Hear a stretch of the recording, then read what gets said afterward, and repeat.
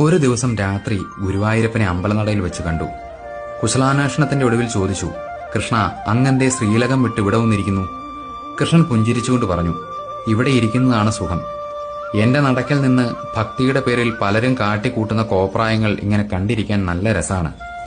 എല്ലാവർക്കും ഒരു കാര്യം നിർബന്ധമാണ്, ഉത്തരത്തിലുള്ളത് കിട്ടുകയും വേണം, എന്നാൽ കക്ഷത്തിലുള്ളത് പോവുകയും അരുത്. പുറം ലോകത്ത് സകല വൃത്തികേടുകളും കാണിച്ച് എന്റെ മുന്നിൽ മാന്യതയും ഭവ്യതയും അഭിനയിക്കും. വിശക്കുന്നവന് ഒരുപിടി അവൽ പോലും കൊടുക്കാത്തവർ അതുകൊണ്ട് എനിക്ക് തുലാഭാരം നടത്തും. ജന്മം നൽകിയ മാതാപിതാക്കളെ ശുശ്രൂഷിക്കാത്തവർ എന്റെ ചുറ്റിനും ശയനപ്രദക്ഷിണം നടത്തും. പൊതുസമൂഹത്തിൽ അസഭ്യം പറയുന്നവർ ഇവിടെ വന്ന് നാമസങ്കീർത്തനം നടത്തും. വഴിയിൽ അപകടത്തിൽപ്പെട്ടവരെയും അശരണരെയും കണ്ടാൽ തിരിഞ്ഞുപോലും നോക്കാത്തവർ, സ്വന്തക്കാർക്കും സമൂഹത്തിനും വേണ്ടി ക്ഷണനേരം പോലും മാറ്റിവെക്കാത്തവർ എന്നെ ഒരു നോക്ക് കാണാൻ മണിക്കൂറുകളോളം മടികൂടാതെ വരി നിൽക്കും.